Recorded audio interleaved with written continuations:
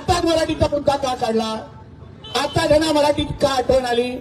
वर्षानुवर्ष अगर उद्धव ठाकरेंच्या नेतृत्वात मुंबई महापालिका एवढ्या वर्षापासून अगर कार्यरत होती, तर मग मुंबईतला राहणारा मराठी माणूस, आमच्या शिवणीतला राहणारा मराठी माणूस, आमच्या लालबाग राहणारा मराठी माणूस वसई, विरार, नालासोपारामध्ये का राहायला गेला याबद्दल कधीतरी विचारला पाहिजे. येथील त्यांचे उमेदवार त्यांना विचारा, अहो तुम्ही आमचा विकास करायला बोलताय, ठाकरेंच्या नावाने मराठी माणसाच्या नावाने मतदान मागताय, पण ह्या शिवणीमध्ये नेमका मराठी माणूस तुमच्या ठाकरेंनी किती ठेवलाय ह्याचा तरी टक्का आम्हाला सांगा.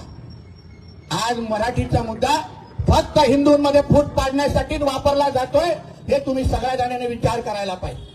जेव्हा तो हिरवा साप वारिस पठाण छाती ठोक पद्धतीने मीडियामध्ये बोलतो की मुंबईची महापौर उद्या कोण बुरखावाली पण बनवू शकते, तेव्हा ह्यांच्यातला कोणीही त्यांच्या तोंडातून ब्र पण काढत नाही, काही वाटत नाही.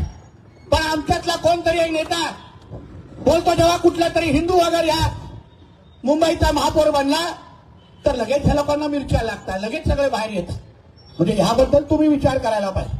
बुरखावाली झाली तर यांना हरकत नाही, पण कोण हिंदू झाला तर लगेच ह्यांना मिरच्या लागतात, कोण हिंदू झाला तर लगेच ह्यांना मिरच्या लागतात. ह्याच्या मागचं षडयंत्र तुम्ही सगळ्या जणांनी ओळखलं पाहिजे.